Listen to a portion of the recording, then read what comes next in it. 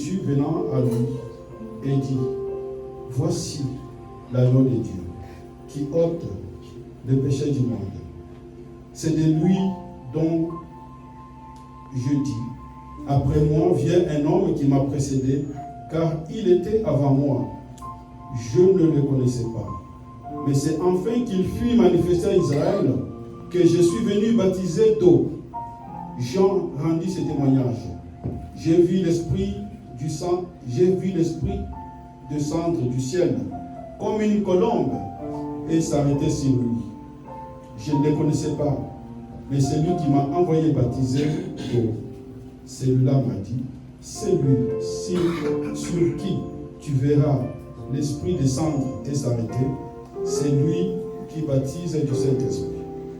J'ai vu et j'ai rendu témoignage qu'il est le Fils de Dieu. Amen. Amen. Ta parole est vérité. Sanctifie-nous par ta vérité. Nous voulons être entre tes mains comme l'argile dans le main du potier. Fais de nous ce que tu veux au travers de ta parole et de ton esprit. Par le Christ Jésus, nous te prions. Amen. Amen. Alors, frères et sœurs, aujourd'hui, dans le calendrier liturgique, comme je le disais, l'Église universelle commémore le baptême de notre Seigneur Jésus-Christ. Le dimanche dernier, c'était la fête de l'Épiphanie qui célèbre la manifestation de Dieu au monde et aux nations et qui est cristallisée par la visite des mages qui viennent adorer l'enfant Jésus. Puisque ce dimanche, nous parlons du baptême de notre Seigneur Jésus-Christ, vous vous rendrez compte que le texte que j'ai lu de Matthieu nous en éclaire, nous en donne brillamment un récit. Nous lisons que Jean-Baptiste appelle à la repentance et au baptême. Pendant qu'il le fait, le Seigneur Jésus vient lui aussi, il s'insère dans la file de la foule qui se dirige vers Jean-Baptiste pour être baptisé. Et Jésus voulait être baptisé lui aussi. Comme tous les Juifs qui étaient invités, comme tous les humains que Jean-Baptiste appelait, Jésus est entré aussi dans la file, alors que Jean a voulu s'y opposer. Finalement, Jésus, le Fils de Dieu Tout-Puissant, a été plongé dans l'eau baptismale, comme toi et moi. Et à la sortie de l'eau, Matthieu attire notre attention sur le spectacle qui se produit. Le ciel s'ouvrit, l'Esprit de Dieu descendit sur lui sous forme d'une colombe, et soudain, une voix se fit entendre du ciel. Celui-ci est mon Fils bien-aimé, en qui j'ai placé toute mon affection. Alléluia. Amen. J'aimerais souligner que cette scène est décrite ici, Matthieu, qui s'est produit au baptême de Jésus-Christ, s'est produit aussi exactement lorsque nous, toi et moi, nous sommes baptisés. Sommes-nous d'accord? Ça se produit exactement de cette même façon. Puisque nous tous, nous sommes plongés dans l'eau, soit en recevant le Saint-Esprit, si notre baptême coïncide avec les jours où nous recevons Jésus-Christ comme Seigneur et Sauveur. Ça, c'était dans l'ancien temps. Parce que quand tu croyais en Jésus-Christ, tu es automatiquement baptisé. Quand tu es baptisé, quand tu crois en Christ, Dieu te donne quoi? Dieu te donne son Saint-Esprit. Donc, si votre baptême coïncide avec votre acceptation du Seigneur, donc vous recevez et le baptême d'eau et le Saint-Esprit qui descend sur nous. Sinon, nous recevons le Saint-Esprit avant. Pour nous tous, nous sommes comme des chrétiens chez Corneille, qui ont reçu d'abord l'Esprit et qui étaient baptisés par la suite. Donc nous, par notre acceptation du Seigneur Jésus, Dieu nous donne les dons de l'Esprit, après nous les manifestons par le baptême. Donc bien entendu, ces scénarios, même si nous ne les voyons pas, ce n'est pas souci de la même façon. Plongés dans l'eau, nous recevons l'Esprit du Seigneur et Dieu établit la filiation. De même que Dieu dit à Jésus, tu es mon fils bien-aimé, nous aussi, car nous croyons en Jésus et que nous sommes baptisés. Dieu dit aussi, tu es mon fils, tu es ma fille bien-aimée, en qui j'ai placé toute ma confiance. À ceux qui ont cru, il a donné le pouvoir de faire quoi? De devenir enfant de Dieu. Donc c'est exactement de la même façon. Dieu voulait montrer par le baptême de Jésus que désormais tous ceux qui croiront en lui, voici les 3 mystères qui vont se réaliser dans leur vie. 1, ils passent par l'eau pour signifier leur mouvement de retour vers Dieu, la repentance. Et désormais, tous ceux qui suivent Jésus, il y a les dons de l'Esprit qui leur est donné. Et Dieu établit la filiation divine qui demeure pour toute l'éternité. N'est-ce pas merveilleux? C'est ce que chacun de nous, s'il y a quelqu'un qui n'a pas cru en Jésus, lui, il est hors de ça. Mais si nous tous ici, qui avons cru, c'est seul. Donc c'est seul. Ne concerne pas Jésus. Seul. Ça nous concerne tous. Nous pouvons dire merci à Dieu. Vous me regardez avec les yeux, mais je devais vous voir sautiller de joie. Parce que c'est un mystère. C'est un mystère. Et Jésus a vécu. Nous le vivons exactement dans notre vie. Et ça inaugure le démarrage de la vie chrétienne. Waouh! Que c'est merveilleux. Mais nous allons quand même revenir à ces spectacles qui apparaît ici. Jésus qui est baptisé, l'Esprit de Dieu descend sur lui. D'abord, cette scène de l'Esprit qui descend sur lui a d'abord la première raison d'être, c'est Dieu qui vient approuver, qui vient dire Hio à l'acte que Jésus vient de poser, de se faire baptiser. Rappelez-vous, il y a une discussion entre lui et Jean-Baptiste. Jean-Baptiste dit non, il ne faut pas me baptiser, c'est toi qui me baptise. Jésus, non, nous devons faire ce qui est juste. Jésus se baptise, donc Dieu envoie son esprit pour attester, pour sceller que cet acte que Jésus a fait, je l'approuve entièrement. Il a raison de le faire. 2. Dieu scelle l'élection.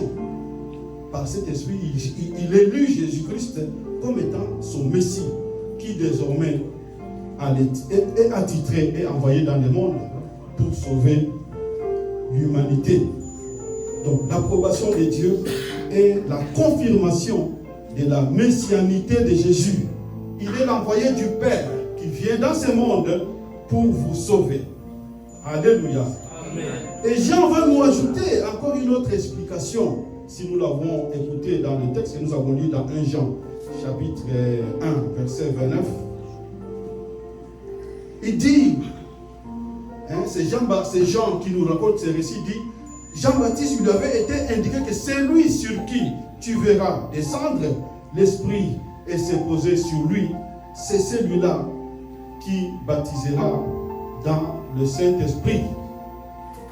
Donc, cette scène aussi, non seulement c'est l'approbation de Dieu, non seulement c'est la messianité de Jésus qui est confirmée, mais aussi, c'est surtout pour dire que désormais, cet homme va baptiser. Donc, Jésus vient inaugurer un autre baptême que le baptême d'eau, le baptême dans le Saint-Esprit. Voilà pourquoi tous les évangélistes, Matthieu, Jean, Marc, Luc, et même les actes des apôtres, attestent cette vérité. Chaque fois, lui, il vous a baptisé, moi, je vous baptise dans l'eau, mais lui viendra vous baptiser dans le Saint-Esprit. Donc, les 4 évangiles en confirmant cela, ça veut dire que c'était déjà l'unanimité dans tout le monde chrétien de l'époque que être chrétien, c'est recevoir le baptême d'eau et qui est confirmé par le baptême dans le Saint-Esprit. Alors, il n'est pas question ici de parler du baptême du Saint-Esprit. Peut-être une autre occasion, vous le faites déjà peut-être dans les enfermissements. Sinon, je pouvais bien en parler pour éclairer, parce que des fois, il y a beaucoup de choses que nous lisons sur Internet, que nous écoutons, qui ne sont pas conformes à l'Évangile. Qu'est-ce que le baptême dans le Saint-Esprit? Donc, ce n'est pas l'objet de la prédication aujourd'hui. Aujourd'hui, c'est le baptême d'eau. Donc, nous revenons au baptême de Jésus. Et ce qu'il implique pour nous, c'est ce qui m'a amené à formuler le thème de ma prédication. Du baptême de Jésus à notre baptême, c'est conformer à la justice de Dieu. Du baptême de Jésus à notre baptême, c'est conformer à la justice de Dieu. Pourquoi Jésus s'est fait baptiser? La réponse à cette question ressort de la discussion qui s'engage entre Jésus et Jean-Baptiste. Nous savons que Jean-Baptiste a commencé par s'opposer au baptême de Jésus. Il dit, c'est pas moi qui devais te baptiser, mais c'est toi qui devais le faire.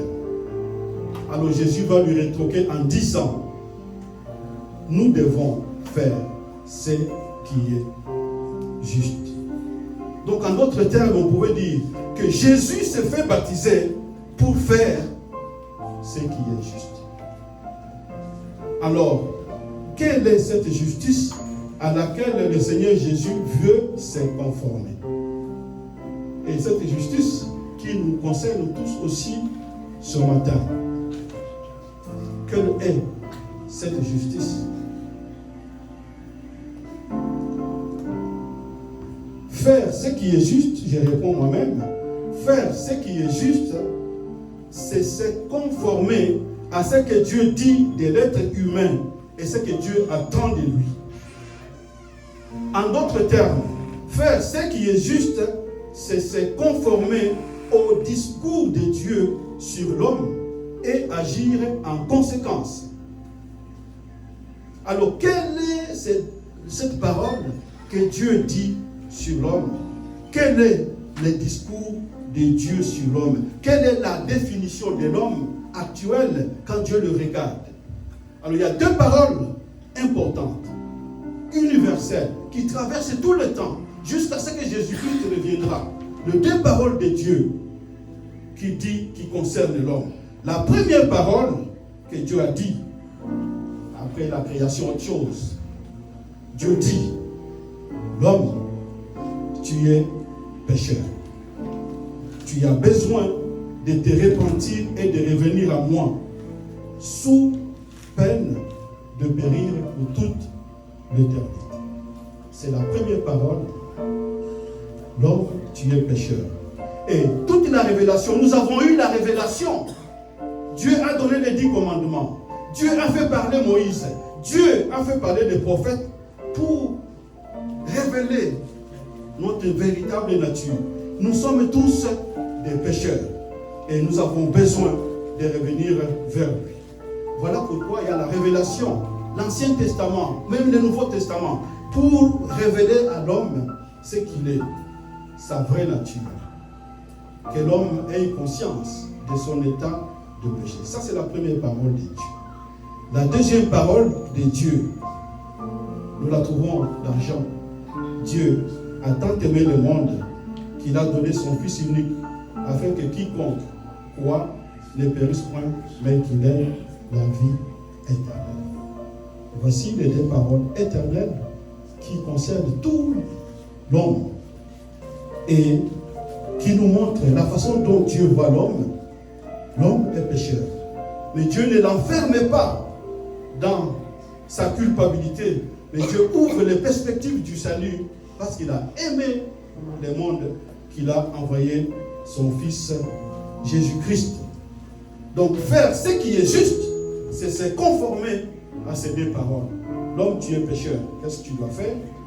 et l'homme, Dieu a tant aimé le monde, qu'est-ce que tu dois faire? Alléluia.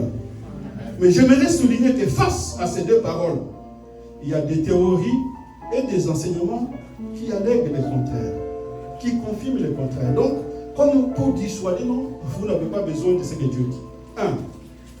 Je peux donner l'exemple du matérialisme. Vous en avez maintenant, cette théorie n'existe plus.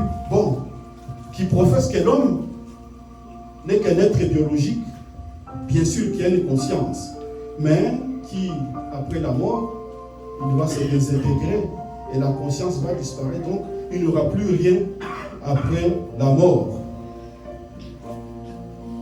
Une telle perspective,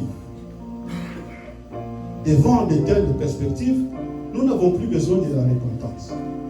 Nous n'avons plus besoin du salut. On peut dire alors, comme l'apôtre Paul dit, mangeons et buvons, car demain, nous mourrons. Cela crée un mode de vie hédoniste. Hédoniste, c'est la recherche de plaisir. On vit juste pour jouir des plaisirs du monde et disparaître. Est-ce que c'est cela la raison d'être de l'homme? Jouir des plaisirs du monde? Non. Donc face à cette première parole, il y a déjà cette théorie qui dit non. Ou la psychanalyse qui dit bon, il n'y a pas de péché. Il n'y a que de culpabilité morale, mais qui n'a rien à voir avec le péché. Donc, devant de telles réalités, nous n'avons pas besoin de nous repentir. Et face à la deuxième parole, qui est Dieu a tant aimé le monde qu'il a donné son Fils, il y a aussi des enseignements, voire des religions qui professent que Jésus n'est pas Dieu. Que Jésus n'est pas le Fils de Dieu qui est venu dans ce monde. C'est ça, non? C'est ça, non? Il y a des religions qui professent ça. Or, si tu nies que Jésus n'est pas venu, donc tu nies l'affirmation que Dieu a tant aimé le monde. Parce que Dieu, il a aimé le monde, et pour prouver qu'il a envoyé son Fils unique. Alors, mais si tu dis que Jésus n'est pas Fils de Dieu, donc tu nies l'amour de Dieu pour le monde. Donc, frères et sœurs, voilà ces deux paroles importantes que Dieu a prononcées pour chacun de nous. Voilà ces deux paroles qui font l'enjeu de la discussion entre Jean-Baptiste et Jésus. Oui, l'homme, tu es pécheur. Et il est impératif pour toi de se repentir. Et voilà pourquoi, dans la suite de tous les prophètes que Dieu a suscités, Jean-Baptiste apparaît pour prêcher la repentance et l'exigence de signifier son acte de repentance en recevant le baptême. Dans la suite de tous les prophètes, Jean-Baptiste, tous les prophètes sont venus avec la mission de proclamer la repentance. L'humanité est appelée à retourner vers son Dieu pour obtenir le pardon de son péché. Alors Jean-Baptiste va clôturer cette liste. Il va prêcher la repentance et l'exigence de signifier cela en se faisant baptiser. Alors Jésus-Christ va se mettre dans la file de ceux qui répondent à l'appel de Dieu de se repentir. Jésus va se mettre dans la file avec tout le peuple. Il se mêle au peuple qui viennent confesser leurs fautes et demander pardon. Alléluia. Oh, nous savons que toi et moi, Jésus n'a pas besoin de se repentir. Oui ou non? Oui ou non? Jésus n'a pas besoin de se repentir. De quel péché Jésus va-t-il se repentir? Parce qu'on dit que lui n'a jamais péché. Mais le fait que Jésus vienne prendre place dans ces cortèges qui défilent pour aller se faire baptiser par Jean-Baptiste, c'est Jésus, parce que Jésus est devenu un être humain comme nous. Jésus a pris notre place. Voilà pourquoi il est aussi soumis à l'injonction d'imposer l'acte de repentance. Jésus ne se répand pas pour lui, parce que lui n'a jamais péché, mais Jésus se répand avec nous et pour nous. Parce qu'il vient s'associer, il vient être solidaire de notre humanité. Alors Jésus se répand avec nous et pour nous. C'est comme une anticipation de sa prière sur la croix quand il dit « Père, pardonne-leur, car ils ne savent pas ce qu'ils font. » Quand Jésus dit « Pardonne-leur », ce n'est pas seulement les bourreaux qui l'ont tué. Parce que nous tous, nous avons tué Jésus. Parce que Jésus est mort à cause de nos péchés. Donc c'est comme par anticipation, Jésus qui solidarise avec chacun de nous pour se soumettre au baptême. De même que Jésus s'est soumis à la loi, nous l'avons célébré l'avant-dernier dimanche, la présentation de Jésus à la loi et comment au temple. Jésus est présenté à la loi et il a subi la circoncision comme une manière de se soumettre à la loi de Moïse. De même, Jésus se mêle dans le rang des foules pécheurs pour aller recevoir le baptême de Jean-Baptiste. Alors, ayant posé cet acte d'humilité qu'il a soumis à l'homme, Jésus a donc accompli ce qui est juste. Jésus nous a aussi indiqué le chemin. Oui, frères et sœurs, écoutez-moi ce matin, ce que je vais vous dire. Se repentir et demander pardon et demander le baptême, parce qu'il n'y a pas de repentance si ce n'est pas suivi par le baptême. Le baptême est la conséquence logique de la repentance. C'est pourquoi quand je parle du baptême, même si je parle du baptême seul, vous voyez toujours derrière la repentance. Je ne parle pas du baptême de quelqu'un. Non, quand je parle de la baptême, c'est associé avec cette œuvre de repentance. Donc, se repentir et demander le baptême, c'est donner raison à Dieu. Se repentir et demander le baptême, c'est donner la raison à Dieu. C'est dire que Dieu, je reconnais la véracité de ce que tu dis sur moi et je me soumets. Et associé à la deuxième parole, c'est dire à Dieu que je crois à la solution que tu proposes et je place ma confiance à ton Fils pour obtenir le pardon de mes péchés. Alors si nous repentons et nous ne le signifions pas le baptême, Dieu nous place du côté de sa justice. Comme Abraham, à qui Dieu a imputé la justice à cause de sa foi, nous aussi ayant donné Dieu raison sur ces deux paroles, de notre culpabilité en tant que pécheur et de la confiance en Jésus-Christ comme celui qui répare, Dieu nous déclare juste. Alléluia. Amen. Dieu nous met du côté droit. Il dit, voilà, vous qui avez donné raison que mon discours sur l'homme que tu es pécheur a des sens et qui avait agi en conséquence, en vous faisant baptiser et en plaçant votre confiance en mon Fils Jésus-Christ, passez du côté droit. Cependant, ceux qui refusent, passez du côté gauche. Oui, nous sommes placés à côté droit de Jésus. C'est à nous qui sommes placés à ce côté droit à qui Jésus dit cette parole: venez les bénis de mon Père, héritez et recevez un héritage du royaume qui vous a été préparé. Mais c'est lui qui refuse de se repentir et donc de recevoir le baptême. Il n'y a que deux solutions. Soit il est insouciant, il dit que bon, je m'en fous de est-ce que vous pouvez baisser un tout petit peu. Soit il dit je m'en fous de ce que Dieu dit, parce que Dieu dit donc tu es pécheur, tu dois te repentir. Mais si toi tu n'agis pas, soit tu es insouciant, tu dis bon, je m'en fous de ce que Dieu dit, ou soit je pense que Dieu ne dit pas la vérité.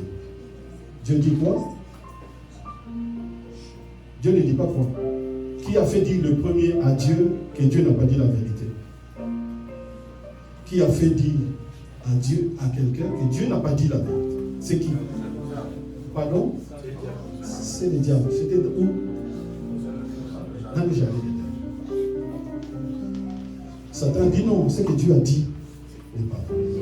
Donc c'est lui qui refuse de se repentir et de recevoir le baptême. Il fait comme diable. Il dit non, ce que Dieu tu as dit n'est pas vrai. Oui, c'est lui qui refuse de se repentir. C'est lui qui refuse de se faire inconscient. Il n'y a que deux possibilités. Soit il est insouciant, soit il traite Dieu de menteur. Alors cet homme, il est sous la coupole du mystère de l'iniquité. La personne qui repousse le baptême, qui refuse de se repentir, il est un agent de l'antéchrist. Parce que l'antéchrist s'oppose à Dieu. L'antéchrist s'oppose à la justice de Dieu, comme nous le voyons déjà préfiguré à l'arbre de la connaissance du bien et du mal. L'antéchrist va révéler son identité, de s'opposer à la vérité de Dieu. Il dit non, Dieu n'a pas dit ça. Dieu n'a pas dit ça, donc vous pouvez manger de tout.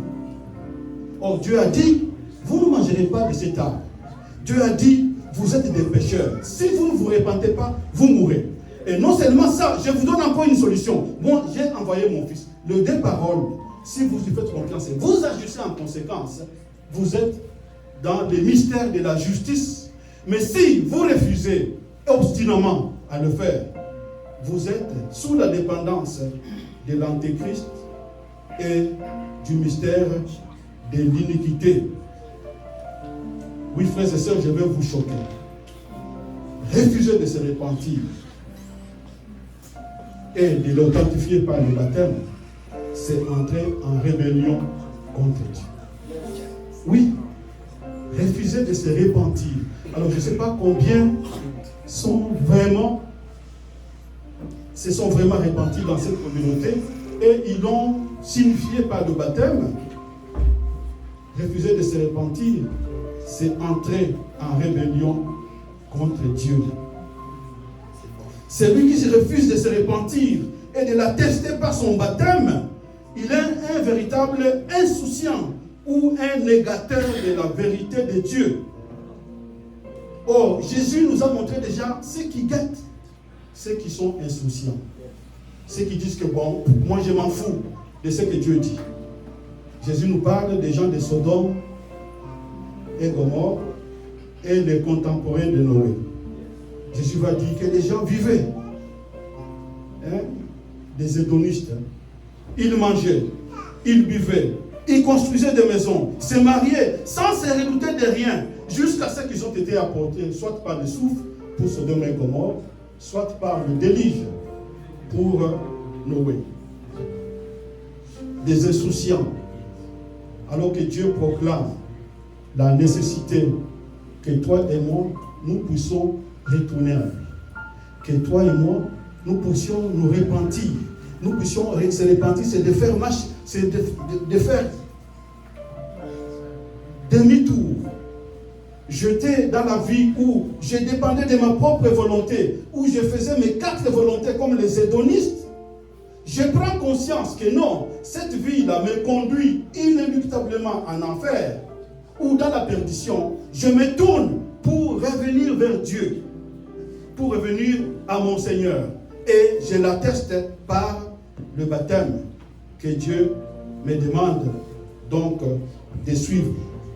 Oui, les gens de Sodome et Gomorrhe mangeaient, buvaient, construisaient des maisons, se mariaient sans se redouter de rien, jusqu'à ce qu'ils sont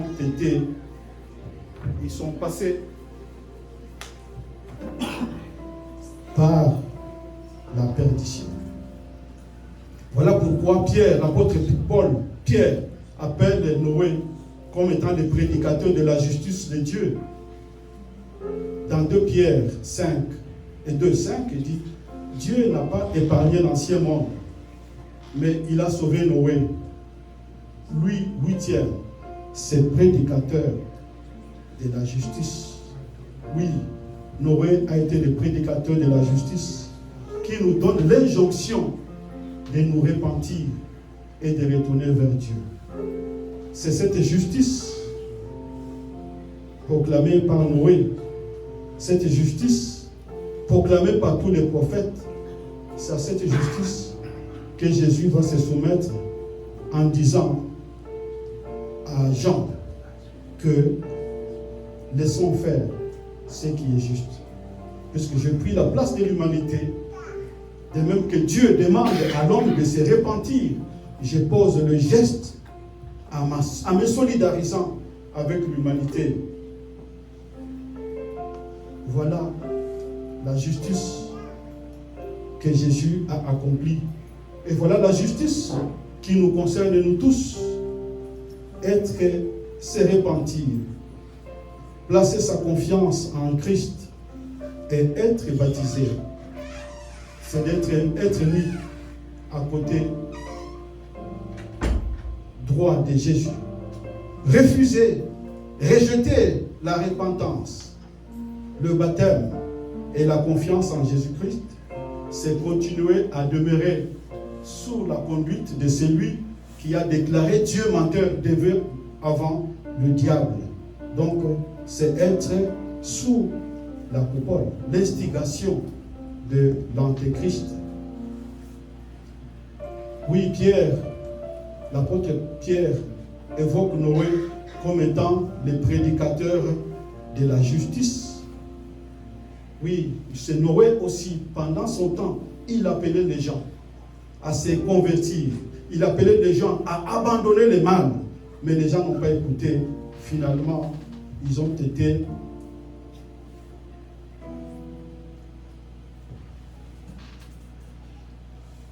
péri tous dans l'eau du déluge. Voilà pourquoi on peut comprendre le lien que l'apôtre Pierre fait entre le déluge et le baptême. Le deuxième texte que nous avons. Pierre nous fait comprendre que le déluge était la préfiguration du baptême, qui est un engagement de bonne conscience. Pierre va jusqu'à dire que le baptême qui vous sauve. Je peux relire cette partie-là. Cette eau, l'eau du déluge, était la préfiguration du baptême, qui n'est pas la purification des souillures du corps, mais l'engagement d'une bonne conscience envers Dieu, et qui maintenant vous sauve. Oui, il nous arrive maintenant d'écouter les gens qui négligent le baptême. C'est comme si c'était facultatif. Non, le baptême n'est pas facultatif. Il n'est pas une option, dit je peux le faire ou non. L'apôtre Paul et Pierre va dire le baptême qui nous sauve. Oui, le baptême en tant que lui-même ne nous sauve pas. Mais le baptême que nous vivons en Christ, il participe à notre salut. Donc le baptême qui nous sauve. Alors l'apôtre Paul, Pierre, va mettre en résonance, en dialectique, ce qui s'est passé lors du déluge avec ce qui se passe quand les hommes sont baptisés. Alors, j'étends vers la fin, je vais finir par ça. Il va montrer la dialectique entre ce qui s'est passé le jour du déluge, pendant les 40 jours du déluge, et ce que nous subissons, nous, dans l'eau du baptême. Oui, nous allons voir vraiment ce qui se passe au moment du déluge a aussi lieu dans notre vie et dans le monde actuel où l'impératif du baptême est proclamé. La mise en relation entre l'eau et le déluge, par cette mise en relation, Dieu réalise 3 opérations dans la vie de tous ceux qui reçoivent le baptême. Et par conséquent, donc, il ne les réalise pas dans tous ceux qui refusent de se... Et je vais préciser les termes. Quand je dis le baptême, ne voyez pas le baptême en tant que tel, le baptême en tant que résultat du mouvement de repentance.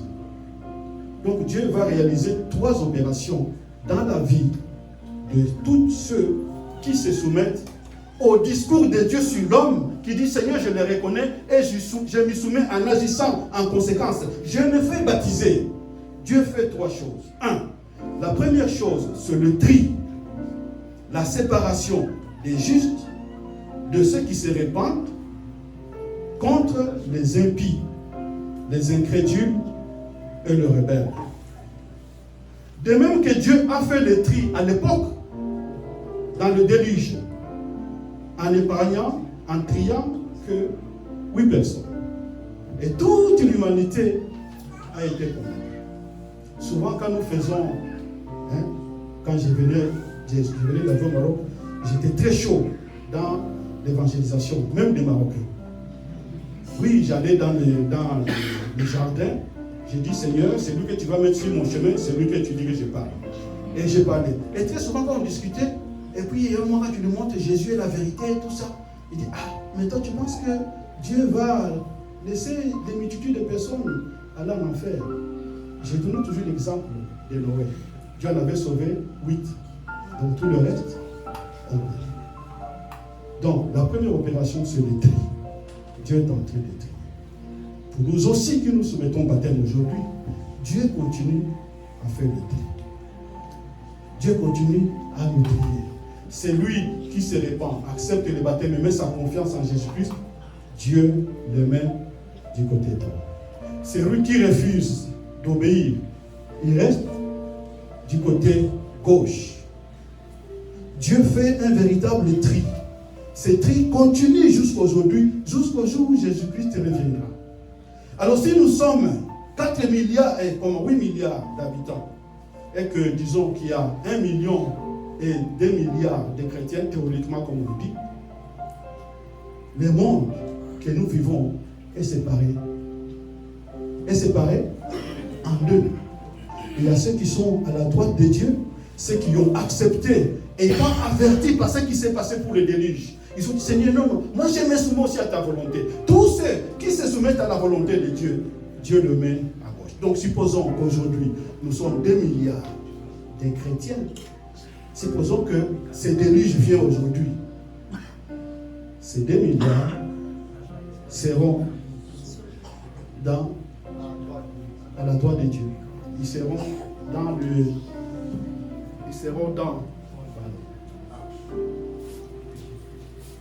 dans l'arche du salut. Jésus-Christ est l'arche du salut, non? Jésus-Christ est vraie arche. Donc, frères et sœurs, ne blaguons pas. Ce ne sont pas des blagues. Quand le jugement de Dieu va tomber, tous ceux qui refusent de croire vont périr.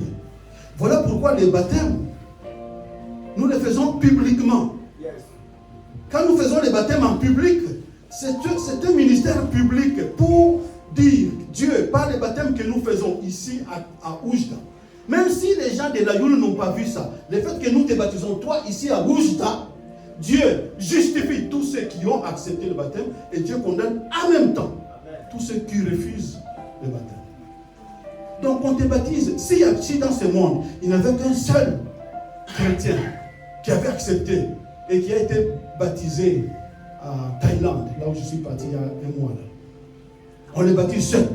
Mais toute l'humanité est responsable à cause de ce seul chrétien qui est baptisé. Parce que la prédication, l'apôtre Paul dit que la prédication est adressée à l'univers tout entier. Donc la prédication de l'évangile est cosmique. Donc ton baptême à toi a des résonances cosmiques. Alléluia. Les baptêmes que nous faisons, ne les prenons pas. Quand on te plonge dans l'eau, ça a des résonances cosmiques. L'enfer tremble alors que le ciel proclame la louange de Dieu. L'enfer tremble, les démons tremblent, le monde du ténèbre tremble. Toute la création, on dit la création frémit pour attendre la manifestation des fils de Dieu. Les fils de Dieu, c'est vous que Dieu plonge dans l'eau. Vous avez des résonances cosmiques par le baptême d'un seul qui est fait ici à Oujda. Donc quand on baptise à Oujda, ça a des résonances dans le monde. Donc Dieu continue à faire le tri. Peut-être ici, dans cette salle, s'il y a quelqu'un qui n'a pas encore fait ces mouvements, on dit, quand vous entendez ma parole, ne faites pas quoi? Mon Dieu, si ce n'est pas votre cœur. Et puis s'il y a les chrétiens qui continuent à différer les baptêmes, non. C'est le baptême qui confirme notre repentance et notre appartenance à Jésus-Christ. Alors s'il y a ici aussi qui diffèrent volontairement leur baptême, Dieu vous dit aujourd'hui que nous sommes au début de l'année, deuxième dimanche du mois, Dieu vous demande qu'à la fin de ma prédication, vous voyez les pasteurs, vous voyez les membres du conseil, enregistrez-vous. Il dit non, je ne veux pas à chaque fois différer volontairement ces baptêmes. J'accepte de me faire baptiser. Donc ça, c'est la première opération que Dieu fait sur le tri. La deuxième opération que Dieu fait,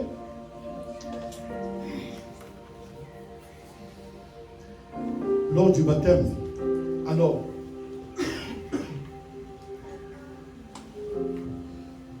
à tous ceux que Dieu met à sa droite, le premier travail, Dieu le sépare. Si Dieu pouvait séparer ici, supposons, il sépare un groupe, dit vous qui avez cru à ce que je dis et qui avez agi en conséquence, venez à droite, et vous qui n'avez pas cru, restez à gauche. Je dis juste pas.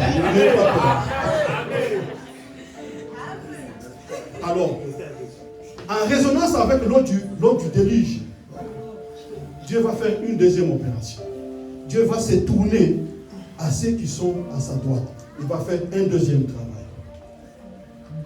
En quoi consiste cette deuxième opération? Parce que, supposons, nous sommes tous des pécheurs. Si Dieu vous laisse comme ça, vous ne serez pas tellement justifié pour ça. C'est comme s'il différait seulement la condamnation. Dieu est obligé de faire quelque chose dans votre vie. Et ce que Dieu va faire, la deuxième opération que Dieu vient faire dans votre vie, c'est de tuer votre être adamique. Dieu s'adresse à vous, dit non. Dans l'eau du déluge, les impies ont péri. Ce qui est impie dans votre vie doit aussi périr. Donc, c'est comme si quand on vous plonge dans l'eau, on vous plonge en Jésus-Christ qui vient tuer. Donc, vous êtes condamné avec Jésus-Christ dans votre nature adamique. Qu'est-ce que je peux dire? Je peux dire que par la deuxième opération, le Daniel, fils de Manario, c'est ça? Le nom du père. Le Daniel, fils de Manario, et de la maman Chantal, je ne sais pas par exemple. Le Daniel, fils de Manario, et de la maman Chantal. Dieu les tue dans l'eau du baptême. La sœur, comment vous appelez? Heureuse. Ruth, fille de... Pardon? Ouda. Et de... Voilà. Cette femme-là, tu es déjà morte. Yes. Oui.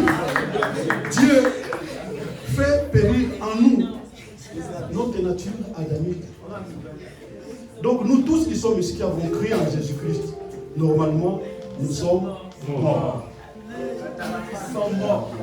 C'est pas moi qui le dis, non? C'est l'évangile. Nous sommes morts. Donc Dieu, il prend ceux qui sont à droite, il va tuer leur nature. Donc les Sikatenda, c'est ça? Les Sikatenda, fils de papa Sikatenda et de maman Sikatenda, n'existe plus. Il est mort. Donc Dieu nous tue. Et quand je vous dis, Dieu nous tue réellement. Dieu nous tue réellement. Ce n'est pas de la philosophie. Dieu peut périr, parce que la parole de Dieu nous dit, nous mourrons en Christ. Par l'eau du baptême. Dieu fait périr réellement notre nature ancienne. Dieu fait périr en nous notre nature impie, notre nature pécheresse, notre nature rebelle. Dieu le fait noyer dans l'eau du baptême. Dieu dit au Daniel naturel que toi, Daniel, tu es jugé et tu meurs dans cette eau du baptême. Et troisième opération, c'est quoi? Quand on va vous faire ressortir de l'eau. Quand on vous fait ressortir. Alors, la personne qui va sortir de l'eau, ce n'est plus Daniel, fils de Manaïro et de... Mais ça devient ce que Dieu a dit à Jésus-Christ. celui-ci est mon fils bien-aimé. Donc la personne qui sort n'est plus le fils de Ngole, moi, mon père c'est Ngole, ni de Andrine, ma mère. Non. La personne qui sort, c'est Jean-Marie, fils de Dieu. Amen. C'est Anna, fille de Dieu. Donc nous ressortons là-bas avec une nouvelle identité, fils et fille de Dieu. Ce qui gouverne notre façon de vivre. Notre façon de vivre va complètement changer. Je vais vous donner un témoignage de ce qui s'est passé l'année dernière quand on préparait les gens. J'avais tellement insisté sur cette question de la mort en notre ancienne nature, de l'homme naturel, les Daniel qui descendent d'Adam. Dieu les tue effectivement. Alors, on a baptisé à Tétouan l'année passée 4 personnes. Et pendant qu'on baptisait, on a vécu chez 3 personnes quelque chose de bizarre. Donc, on a baptisé 4, mais 3 ont manifesté un effet presque similaire. Qu'est-ce qu'il a fait? Quand on a plongé la personne dans l'eau, et au moment où on l'a ressorti, la personne a perdu connaissance. C'est comme si elle était allée loin. Nous avons commencé, on a appelé les intercesseurs. Il faut les intercesseurs. Au bout de 2-3 minutes, la personne, on avait commencé à désespérer. Mais qu'est-ce qui s'est passé? Et puis tout à coup, qu'est-ce qui se passe? Il dit, c'est comme si j'étais loin, là où on me faisait passer d'un endroit, comme ce que Jésus avait montré à la personne qui était morte là. Il dit, il y a l'abîme entre toi et à Lazare. Il dit, c'est comme si on me faisait sortir d'un abîme vers l'autre, et vers un endroit où ça brillait beaucoup. Il dit, voilà ce que j'ai vu. On l'a fait. Pour la première personne, ça a pris beaucoup de temps. Deuxième personne, on l'a fait, il tombe aussi. Dans les consciences. Pendant quelques minutes. Troisième personne, la quatrième personne qui n'est pas parmi les 4 personnes, 3 personnes ont connu cette expérience.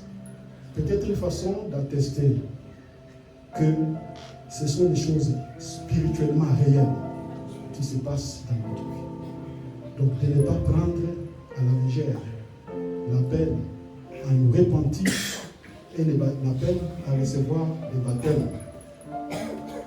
On comprendra donc pour conclure la pertinence de l'injonction que Pierre adresse à ses contemporains.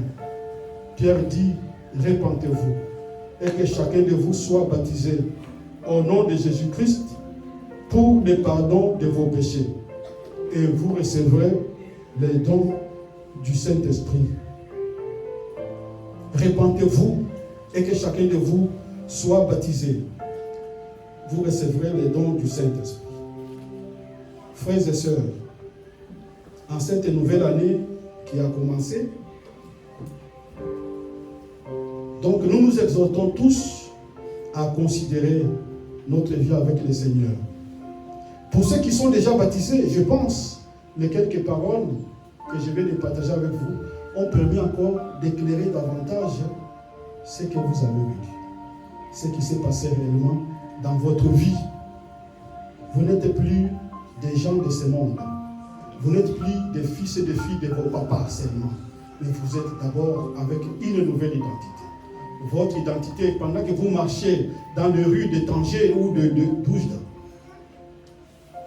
vous êtes réellement mort à la nature adamique, mais vous vivez comme enfant de Dieu, pour la gloire de notre Dieu.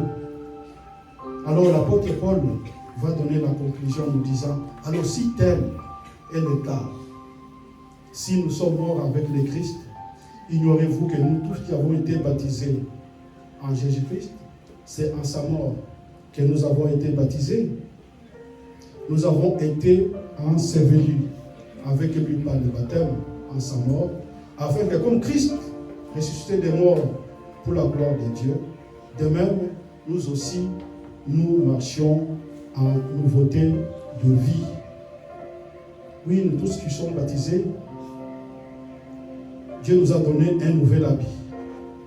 Dieu nous a donné un nouveau revêtement. La conséquence logique, c'est une vie transformée que nous devons désormais mener. Parce qu'il dit, vous marchez en nouveauté de vie. Alors, il dit ainsi, regardez-vous comme morts au péché et vivant pour Dieu en Jésus-Christ. Que le Seigneur nous fortifie. Et que ceux qui n'ont pas encore pris cet engagement, qu'ils puissent voir les membres du conseil pour dire, j'ai écouté l'appel du Seigneur. Et nous tous fêtons, parce que Dieu nous déclare comme étant ses fils. Dieu nous a baptisés en nous donnant les dons du Saint-Esprit. Et que tout cela soit notre partage. En Jésus-Christ, notre Seigneur. Amen. Amen. Prions.